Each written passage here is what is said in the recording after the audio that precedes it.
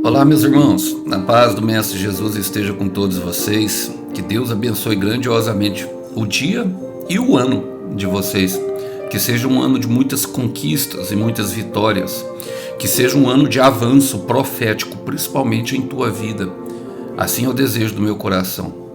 O texto hoje para a nossa breve reflexão, para começar o ano, encontra-se no Evangelho de Jesus Cristo, segundo João, perdão. Eu quero ler com vocês no capítulo 7, nós vamos ler ali a partir do verso 28, que diz assim: Enquanto ensinava no templo, Jesus disse em alta voz: Disse-me, vocês me conhecem e sabem de onde eu venho, mas não estou aqui por minha própria conta. Aquele que me enviou é verdadeiro, e vocês não o conhecem, mas eu conheço, porque venho dele, e ele me enviou a vocês. Então tentaram prendê-lo, mas ninguém pôs a mão nele, porque ainda não havia chegado a sua hora. Irmãos, a vida e o ministério de Jesus foram bastante controversos, principalmente dentro da esfera de Jerusalém, ali do terreno de Jerusalém, aonde se vivia um período muito tribulado. Era um período de invasão de Roma, era um período em que as pessoas desejavam viver longe da opressão política, muitos se sentiam como escravos, e de certa maneira o pensamento era de que Deus tinha uma certa obrigação, por eles realizarem os seus atos, tudo aquilo, obedecerem à lei. E a verdade é que religião e lei, elas estão matando, irmão. Eu quero repetir: religião e letra, elas estão matando. A letra e a religião, elas matam, e nós precisamos entender porque as pessoas observavam tudo de forma literal, como realmente é a palavra de Deus. E a palavra de Deus, nós lemos ela de três formas: o sentido literal, que é o sentido que se lê e se entende, as alegorias, tudo aquilo que é feito no sentido figurado, como as analogias e as parábolas que são contadas, e também o sentido espiritual. Precisamos compreender essas verdades, e Jesus, ele dava declarações extremamente polêmicas. As pessoas perguntavam assim: como pode um homem desse falar com tanta sabedoria sem ter estudado? Outros diziam: está possuído por demônios. Outros criam que ele era o Cristo, outros achavam que ele era profeta, outros criam que ele era Jeremias, outros criam que ele era Elias, e uns não conseguiam entender. E naquele momento ele está ensinando ali na festa das cabanas, esse momento que eu relatei para vocês. É um momento bastante importante porque mostra como Deus é poderoso e os seus planos se cumprem na vida daqueles que ele escolhe. Bom, vamos lá. Fala assim: enquanto ensinava no templo, Jesus disse em alta voz. Irmãos, é impressionante, porque o alta voz, além de remeter à voz do alto, a voz de Deus, né, mostra uma realidade da percepção de Jesus de tudo aquilo que ele estava fazendo. Ele ensinava em uma parte do templo e as pessoas comentavam no outro. Olha só a pergunta que eles falavam: como pode ser este homem? Sabemos de onde ele vem. Quando Cristo vier, ninguém saberá de onde ele é. Então eles estavam perguntando: como pode ser esse homem? Esse homem nós sabemos de onde ele vem, mas quando Cristo souber, nós não saberemos. Então Jesus, em outro lugar, em outra parte da onde as pessoas perguntavam, estava respondendo a pergunta do coração deles. E isso é Deus na nossa vida. Muitas vezes eu sei, por exemplo, que aquilo que eu prego aqui, eu não sei o que vocês estão passando aí do outro lado, mas responde aos anseios do coração. Isso é a palavra de Deus, isso é o Logos de Deus, isso é Jesus Cristo de Nazaré. Jesus em nós, esperança da glória. Só Deus pode responder os anseios de uma alma que está sedenta. Só Deus pode responder, sabe, aquilo que se passa na mente e num coração que se encontra totalmente contrito. Só Deus pode levantar um espírito que está totalmente abatido por meio da sua palavra. Esse é o todo-poderoso Deus, esse é o fiel, o Pai fiel que não desampara. Olha, eu gosto muito, sabe, porque ele começa justamente falando assim, ó: sim, vocês me conhecem. Eles falam em cima: mas como pode ser esse homem? Sabemos de onde ele vem. Ele fala: sim, vocês me conhecem e sabem de onde eu venho, mas não estou aqui por minha própria conta. E esse é um forte indício de, normalmente, nós vermos um escolhido de Deus, ele não faz a própria vontade. Ele não faz a própria vontade. Talvez você esteja agora se preparando para o seu Réveillon, se preparando para a sua festa, ou talvez não, você vai ficar em casa. E eu, por exemplo, eu vou trabalhar. Irmãos, o meu desejo, assim, se fosse a minha vontade, para te falar a verdade, eu estou muito feliz com o que eu vou fazer. Eu não preocupo muito. Mas eu vou trabalhar porque eu preciso. Eu preciso, eu estou numa parte, eu também passo as minhas dificuldades, então eu preciso trabalhar. É uma ótima oportunidade, tira um descanso, festejo depois. Para mim, é só mais uma data, para falar a verdade. Mas a grande verdade é que uma pessoa madura na fé, um homem e uma mulher, por exemplo, preparados para um casamento, para um matrimônio, homens preparados para dirigir igrejas, homens preparados para liderar pessoas, ele não faz a própria vontade, irmãos. Ele faz o que tem que fazer. Eu costumo falar sempre quando eu ministro dentro do carro que as pessoas, que a grande diferença entre um homem e um menino, um homem que eu costumo chamar, perdão a expressão, irmãos, mas eu vou usar ela, um homem do saco roxo, um homem que deve se fazer. Eu gosto muito dos jovens que vão para o exército, porque lá eles aprendem a ser disciplinados. Eles fazem o que tem que fazer, mesmo que estejam chorando, mesmo que estejam sendo perseguidos, mesmo que estejam passando por bastante aflições. Eles não fazem a sua vontade. A vontade do Pai é essa, que nós façamos o que tem que fazer, mesmo sem vontade. Olha Jesus na beira do Getsêmani. Olha Lucas capítulo 22, versículo 42. Pai, que seja feita, Pai, se queres, afasta de mim este cálice, contudo não seja feita a minha vontade, mas sim a tua. Olha, vou repetir, contudo, que seja feita a tua vontade, não a minha. E é normalmente isso, irmão. Muitas vezes nós vamos tendo que colocar, por exemplo, hoje é Réveillon, você acha que eu queria também estar numa festa, queria, sabe, banquetear com pessoas, mas eu também vivo os meus desertos, eu também vivo as minhas dificuldades e vou fazer aquilo que precisa, que é melhor para mim e para minha família. E muitas vezes nós vamos nos colocado muitas vezes diferente. Qual que era a questão? Eles estavam passando por um deserto espiritual, a pressão de Roma era grande, insurreições, muita dificuldade, e eles se apegavam justamente àquilo que eles viam. Eles olhavam para Jesus como um homem, sem observar a parte celeste e a natureza celeste que continha dentro dele, diante de tudo que ele tinha feito. Perceba, olha, ele fala assim, mas não estou aqui por minha cor, porque aquele que me enviou é verdadeiro e vocês não o conhecem. Aquele que me enviou é verdadeiro e vocês não conhecem. Nesse momento ele confronta geral, porque o que ele está falando é que as pessoas estão vivendo sobre uma mentira. E muitas pessoas, meus irmãos, durante esse ano se iludem, sabe? Oferecem, fazem as suas ofertas de lei para a religião, colocam algumas coisas dentro do mar, sabe? Fazem ofertas para deuses estranhos, sabe? Se apegam a uma pessoa, a uma paixão do momento, se apegam a uma festa como se tudo fosse ser novo, sem mudar o foco de visão, sem mudar o foco da mentira para a verdade. Irmãos, eu sei que tem muitas pessoas, eu converso com muitas pessoas, eu vejo que a mentira, por exemplo, ela é um problema crônico do brasileiro. Eu estou falando sério aqui quando eu falo isso. As pessoas mentem, por exemplo, por um simples motivo. Eu já vi pessoas da minha família mentindo para não entristecer outras pessoas da família, para esconder uma verdade que pudesse chatear. Mas é melhor a verdade que chateia, irmão, é melhor a verdade que fere. Isso fala em Provérbios 27, versículo 6. Um amigo verdadeiro e leal, ele fere com a verdade. Enquanto o bajulador, ele vem com multidões de beijos. Então nós precisamos compreender essas situações e se apegar àquilo que é verdadeiro, se apegar àquilo que é real, que nós temos que batalhar assim pela nossa vida. Muitas coisas nos prendem, por exemplo, culpa, condenação e erro, por causa dos erros. Porque erramos alguma vez com alguma pessoa, achamos não ser possível novamente reestabelecer uma conexão com ela. Porque nos prendemos num orgulho que é mentiroso e falso, que nos prende justamente nesse chão. E a chance de continuar, mesmo que seja um ano novo, um dia novo, ela está à frente, irmãos. Então, nós não devemos tentar apenas uma vez, devemos tentar até que consigamos. Mude o foco de visão, mude a forma de fazer, Quer viver algo diferente?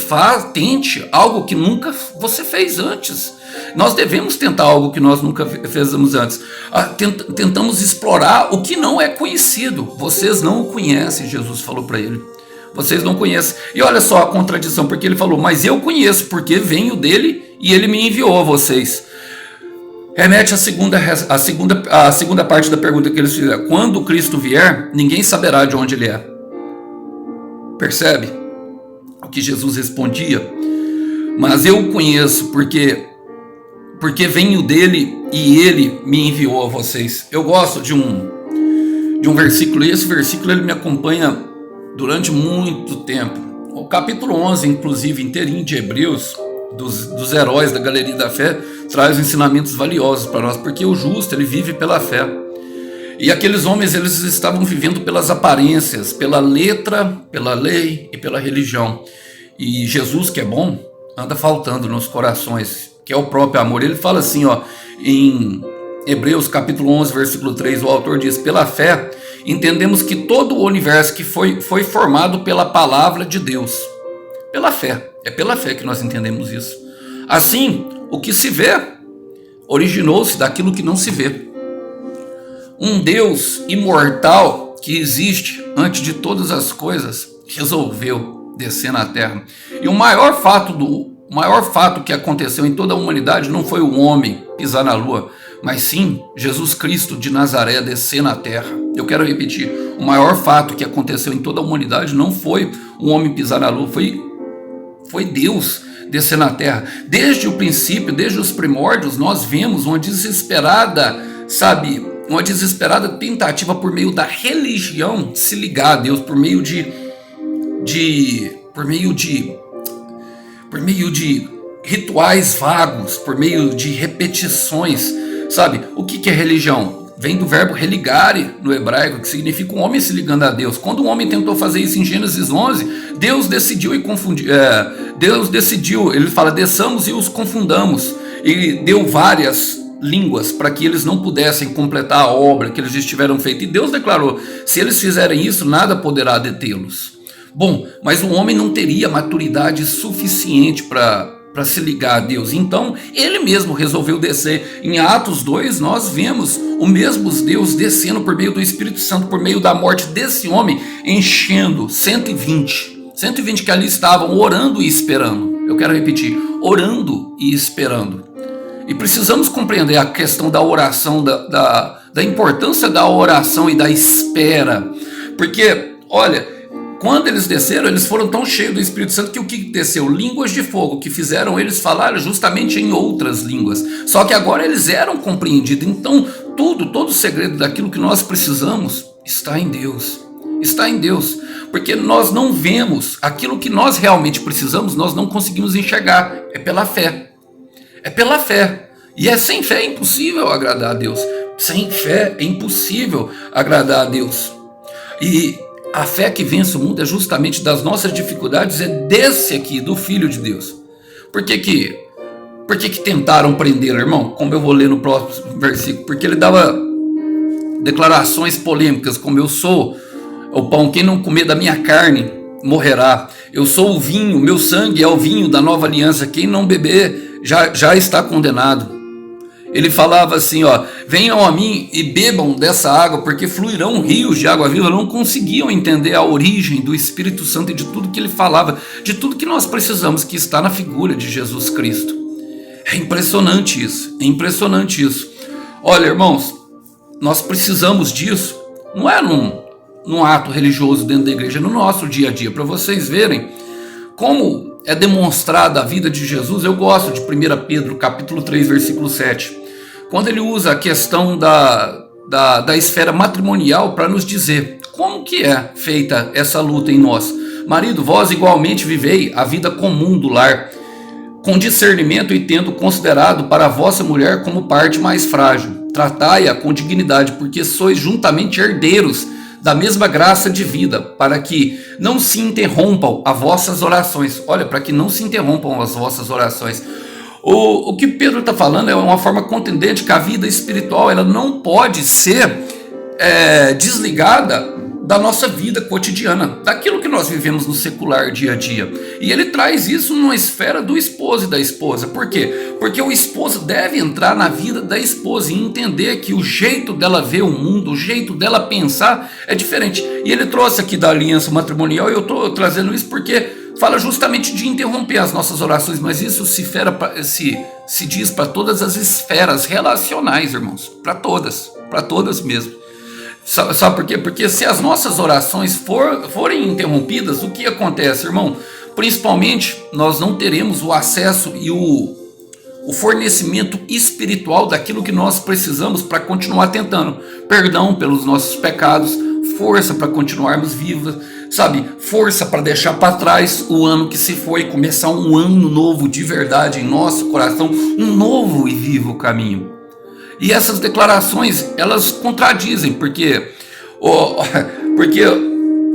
os próprios legalistas querem tratar a mulher de forma autoritária, sabe? Como se ela fosse diferente. Mas olha o que Pedro fala: tratar é como vaso mais frágil, porque sois juntamente herdeiros da mesma graça. A mesma graça, o mesmo Jesus que habita em mim, habita na minha futura esposa, e eu devo compreender isso e viver no mundo dela, entender as dificuldades dela e vice-versa, irmão.